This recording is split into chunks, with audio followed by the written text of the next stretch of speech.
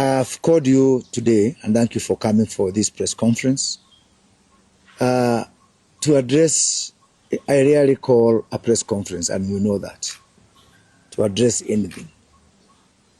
When I want to speak to you, I come to your studios, or I speak to you directly. But I've called this press conference because I thought it was important to respond to some claims made by various leaders. Yesterday morning at Inoro FM, a member for parliament for Mukurweini alluded to my role in organizing violence. Few hours later, the Secretary General of DCP, Senator Medo, again in a press conference, alleged that Cabinet Secretary Kipchumba Murkomen, PS Raymond Omoro, and myself are responsible for organizing violence within Mount Kenya region. And I thought that, one, I need to call you because the media is not holding to account leaders for claims they make. The bar of proof has fallen, the threshold has fallen drastically. You no longer hold leaders to prove what they say. And there's an old dictum that says, he who alleges must prove. And so I thought because you as media are not holding leaders to account for claims they make against people, their names, their credibility, their character, I thought it's important that I call you and address this issue. But even before I address those claims, I think I really want to address myself to media. Because we are entering the season of madness, it behoves upon you guys in the media to hold every leader accountable for any claim they make. If you make a false claim about violence, it is as bad as somebody who perpetrates violence. There's no difference. And I think media owes it to us to treat everybody equally, to treat everybody fairly, and to hold leaders responsible, not only for their utterances, but for their claims.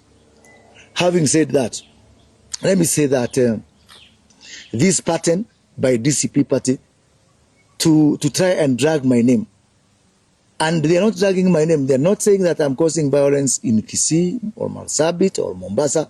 Every time it's about Mount Kenya region. Every time the Honorable Gachagua is addressing me, it is about Mount Kenya region. And for me that is sad because I'm a Kenyan and I'm a national leader. I've been a member of parliament, although elected in Gatundu South, but for the whole country. I've been a minister, cabinet minister for the whole country. I've been a presidential advisor for matters concerning the whole country. So I don't want to be dragged into that parochial, narrow, tribal prism of looking at me from the lenses of my tribe or where I come from. For me, I refuse that. That is a path I have chosen for myself. I have been on that path of tribalism before. I don't want to be popular. If somebody wants to support me because I am ethnic and I'm tribal, do not support me.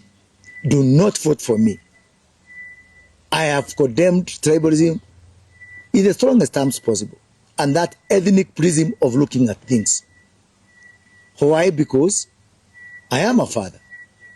And I don't want to imagine that the country that I'm going to bequeath upon my children is a country where they are going to defend themselves on the basis of tribe.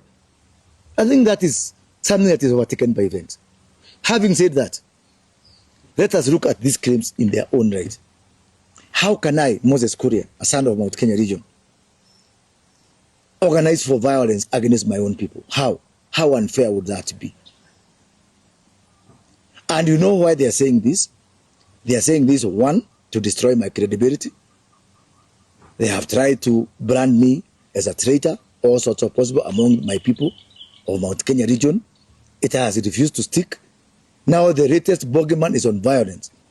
And I'm speaking on violence because I've been here. I was there in post-election violence. I was there handling the IDPs. Some people, like Rigathi Gachagua, have zero experience in this country.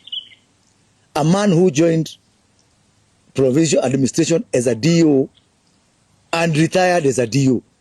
Zero promotion. Such a colorless career. How can you compare him with me? Somebody who has had a checkered career locally and internationally, gone through grades, gone through promotions, And therefore, I must live to recording of the benefit I have of experience.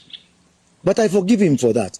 What I cannot forgive him is for trying to drag my name into matters of violence. At all. It will not wash. And my suspicion is that there's something sinister that the DCP party is planning. Something very sinister. Around the Gen Z,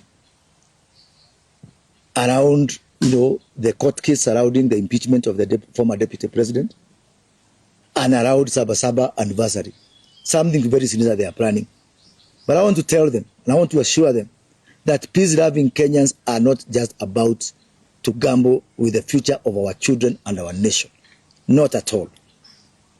I have reported this matter to the security, and I've gotten the assurance that our security for all those events that I have mentioned is going to be fully alert, and we are going to deal ruthlessly with any person who is trying to put the lives and the safety of our people and our property at risk. Again, because we are a country that's led by our constitution and by the law, we ask for equity and equitability. And I dare say that the only region that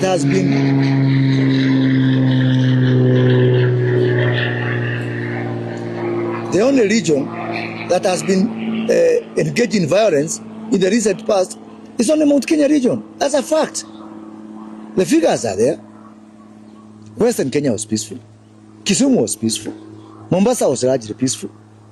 This patch from Kitengera, Githurai, all that way, going up to Mount Kenya region. In the recent demonstration, I was coming from Nyahururu. 36 road stops from Nyahururu to Gilgil. 36 roadblocks in one stretch of a road. And I'm saying that is not equitable. That's not equity. Why can't other regions also bear the brunt? Why only my region? Why? I dare ask why.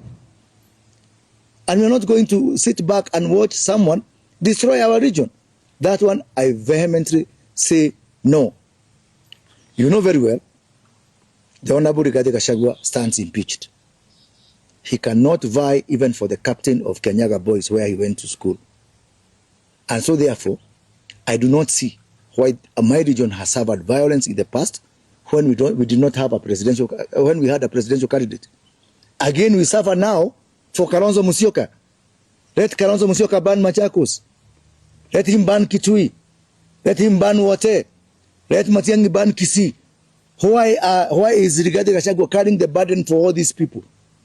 And you know what? The reason I am adamant with my political position, some of those people, he's calling his colleagues, are talking to us, wanting to join our government, wanting to form a coalition with us. Why would I go to them only to come back to government?